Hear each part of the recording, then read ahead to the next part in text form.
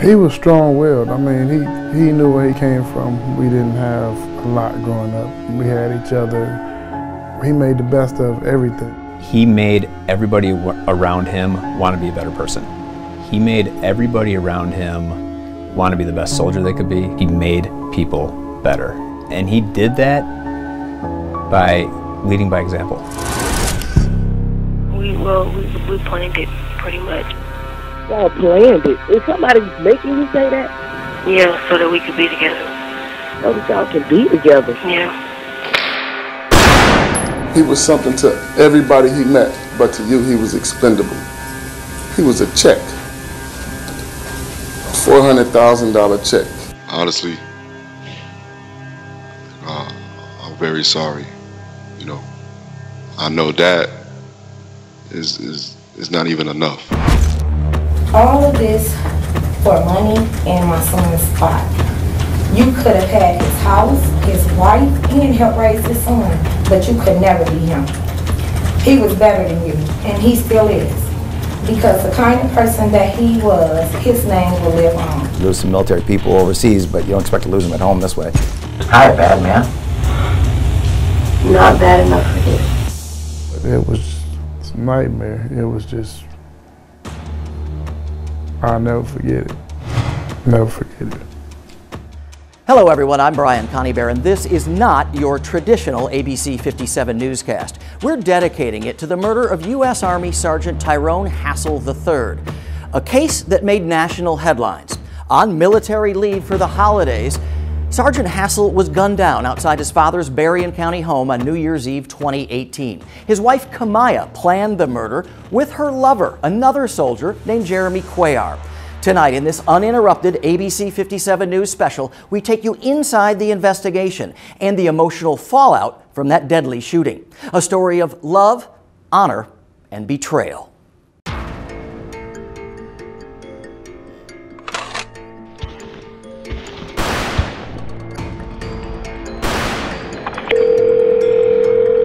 911, what's the address of the emergency? I need help. My husband. Hello? Hello? Yes. I need help. I need help. My husband was shot. I need help. I'm going to fire a call in St. Joe Township for a shooting. Wife is advising her husband has been shot. She's advised he's no longer breathing. I got help coming there. I got help on the way there, okay? Stay on the line with me here. Stay on the line with me. Ma'am? What is your husband's name? When the police arrived on the scene on New Year's Eve that year, it's a massive response. Sorry, can you get some tape and secure this for me? Yep. He's right by that truck. Man, we're gonna have to get him on this cot, okay? I know. Well, let me get in there, man, okay? Kamaya, overcome by tears, even tried to get into the ambulance with her gravely wounded husband. Hey, back up! Whoa. No. The victim's stunned father arrived home minutes after the shooting. You know who he is? My son. It's Tyrone Hassell III. He don't even live here. He lives in Georgia. He's in the Army. Yes, be advised, K9 is tracking down Gerald. We got footprints in the grass here too. Do you have any idea what happened here? No, he just brought us something to eat. Okay. We were sitting on the couch eating, and then I just heard gunshots. Okay. And I ran to put my son in the room, and I came outside, and he was laying on the cart. Okay, how many gunshots did you hear? I don't know, I just heard a lot. Hey, bud, I know this is messed up, but we got to get you guys out of here so we can secure this scene, okay? We got to collect some evidence and find out what the hell's going on here, okay? And when you're doing the initial investigation, you don't want to leave any stone unturned. The freaking shell casings are right there. That's close. He walked right up on him. He shot him point blank. Don't do that to me, cuz. There you go, man. One of the first things that came out is that, yeah, it could have been just a random violent action. It could have been an armed robbery. It didn't seem to be the case, though. Nothing was taken from him. Somebody was trying to break him. There was a thought that it could have been a mistaken identity. No suspect info, she did not see it. How many times did he shot? 5. In the head? 2 in the head. Oh my God. He was that close, man. They knew who he was. The police went down those roads. For 10 days, they looked at everybody, every lead that came in. They were trying to find out who could have done this. Whoever it is, if He's gonna say, hey, he pulled a gun on me. He shot at me. Whoever it is. We don't have a suspect yet. Tyrone didn't deserve what happened to him. This wasn't even intended for him. Tyrone Hassel III, known as Ty, grew up in Benton Harbor. A loving son, a loyal friend, a talented athlete. Anybody that you talk to that knows him, be like, that's a good dude. No enemies. A standout student at Benton Harbor High School, Tyrone earned a scholarship to Grand Valley State University. But with a desire to serve his country, he soon enlisted in the U.S. Army. That was a kind of shock to me because he was going to school. He was in his second year in college. I was proud of him. Like, man, my son is doing it. Hassel quickly climbed the military ranks and was ultimately promoted to sergeant. He also fell in love. They met in the Army. When he first got in, fell in love, he treated her like his queen. Tyrone and Kamaya quickly got married. He absolutely put her on a pedestal. He's the kind of guy that you wanted your daughter to marry. The young couple welcoming a son, Tyrone Hassel IV, lovingly called Chunk. My American dream. They was living it. But their American dream would soon become a nightmare. He loved her with all his heart, and it turned out obviously to be the biggest mistake he could have ever made, the way she betrayed him. Do you have any idea how this happened? I'm not sure.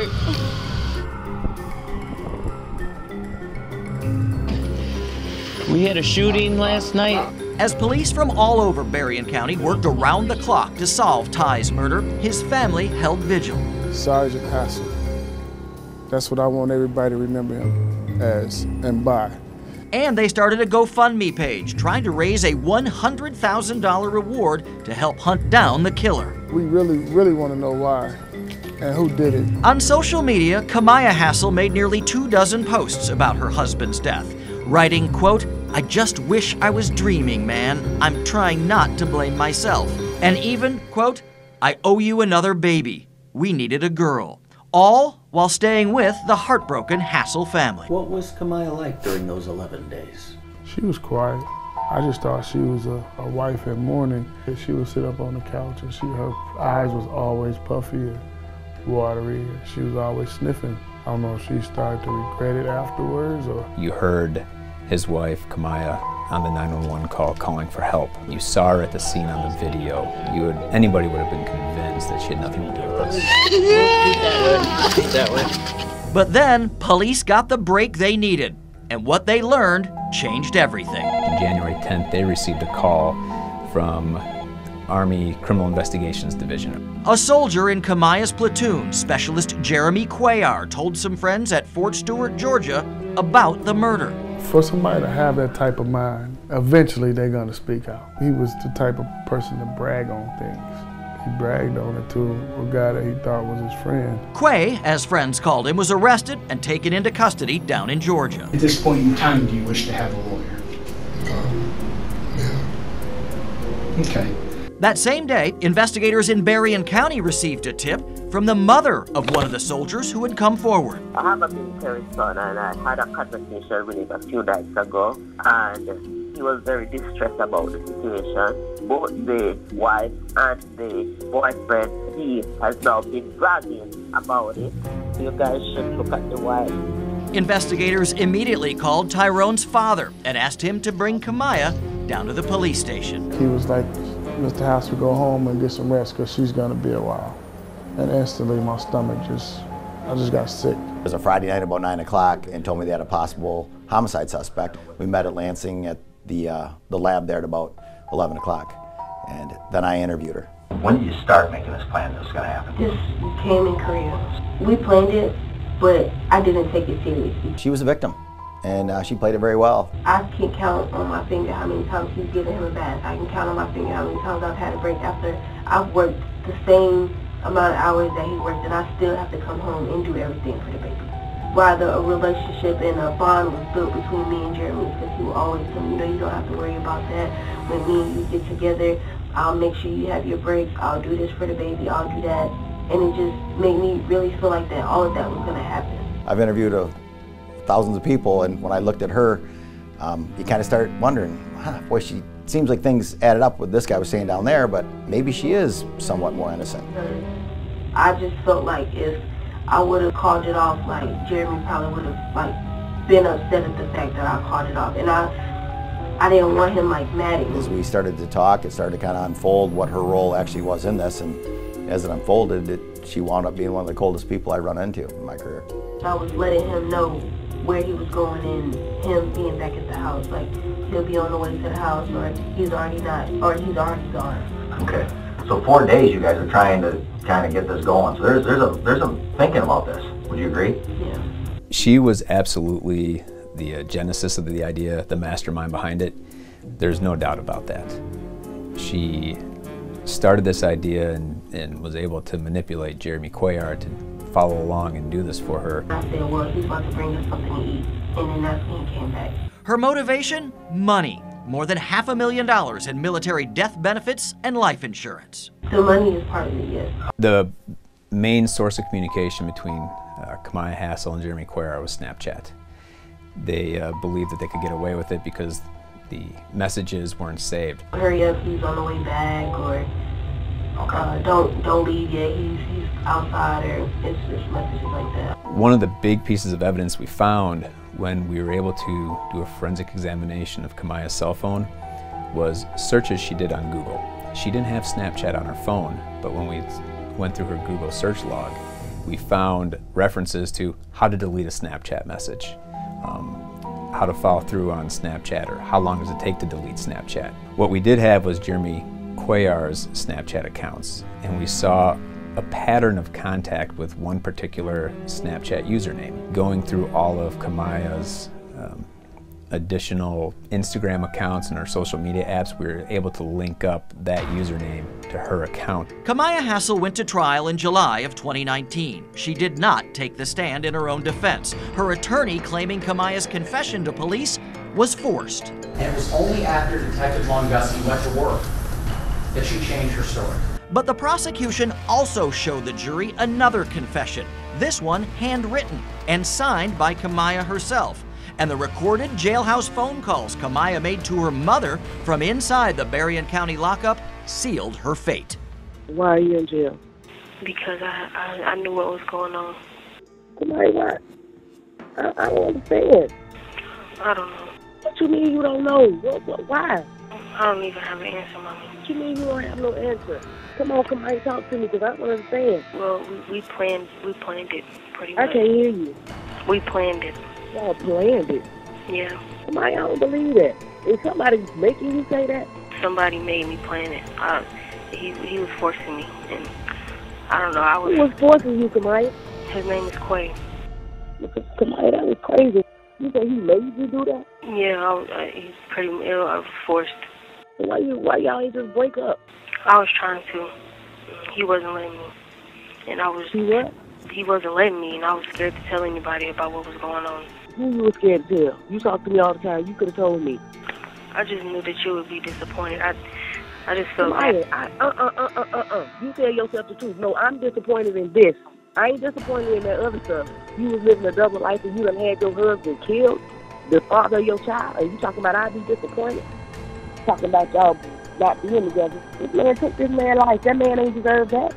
You think he deserved that? No, ma'am. Surely, she was not giving a false confession to her mother. How difficult was it sitting in that courtroom for you? Oh, it was hard.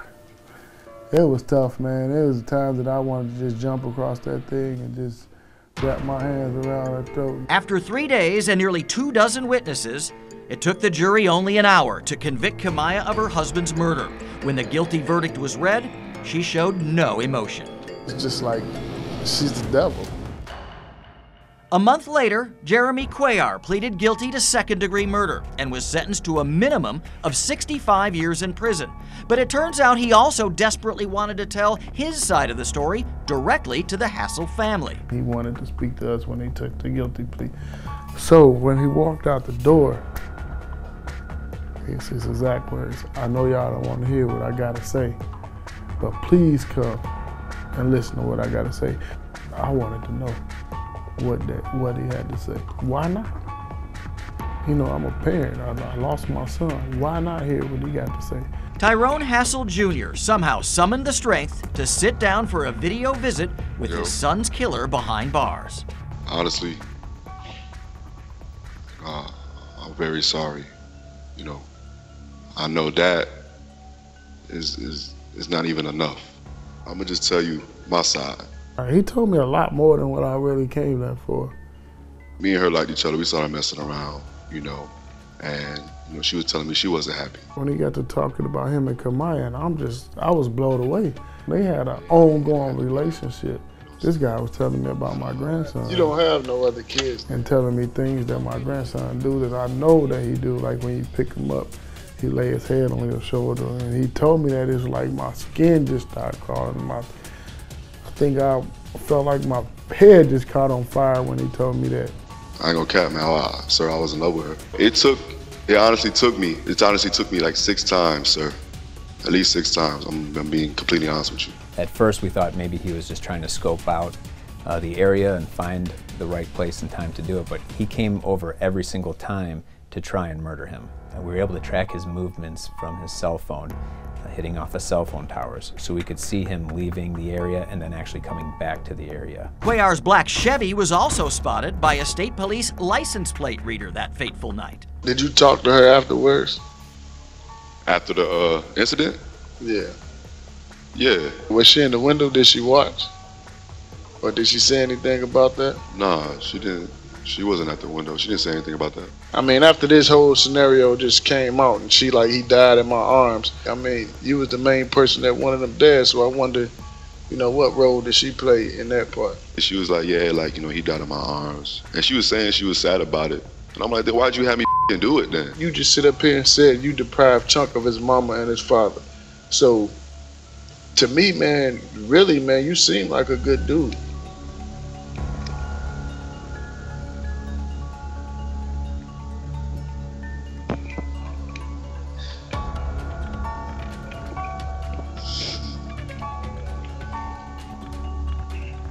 I'm listening. It's gonna be a rough road, bro. I've been there. Just so you know, it's tough. I always said I wouldn't wish it on my worst enemy. And right now, you probably my worst enemy, and I'm talking to you. I could tell by the way you look, man, you want me to burn in hell, sir. And I understand that. I understand that. And I really hope you can forgive me. You know what I'm saying? I know it's gonna take forever, or you might not. But you know, I really hope you can. My mind was twisted. You know, I would like for you to still visit me. Yeah, I said it's gonna take a lot more than that Bible and God working on me to come back and visit you again. I think he just really wanted my forgiveness. I was shocked when he asked me that. I can't see myself going back there. For her role in the murder, Kamaya Hassel was sentenced to life in prison without parole. I want you to spend every day suffering behind bars for the rest of your life, and I hope every time you close your eyes, my son tap you on your shoulders and smile. You're a cold-blooded murderer. Kamaya's attorney said afterwards they do plan to appeal. ABC 57 asked Kamaya Hassel and Jeremy Cuellar to speak with us from prison, but they both denied our request. I still would want to know why. I really do want to talk to Kamaya. I do, and I'm not even gonna lie about that. I felt like she owed me that conversation. You know, you took my son away. You took your son's father away. Tyrone and Kamaya's little boy is now living with her family in Florida. Her mother is just as stunned as I am. Love my son like her own. You know, so you betrayed both families. And if Jeremy Cuellar hadn't bragged to his friends about what happened to Sergeant Hassel, investigators and the victim's family fear they'd still be searching for the killer to this day. They planned it and they almost got away with it. In this case, just one of the coldest people I'd run into in my career. I mean, to do what she did to her husband. Sergeant Hassel had everything. He was a complete package. He had the integrity to lead. His very last act was to bring dinner to his son and his wife, to give them dinner. And then moments later, his life was taken by his wife. You loved her like your daughter, and she lived with you for 11 days after the crime. Took her out to eat, made funeral arrangements with her, sat down with the pastor, prayed with her. You know, hurts, man. I'm basically taking care of the person that was responsible for killing my son for 11 days. And all this time, never knew. The pain of that betrayal is still very real for the Hassel family, but they're now focused on that little boy, Tyrone Hassel IV, and making sure he grows up knowing what a hero his father really was. I'm Brian Connie Bear. The rest of today's headlines are next.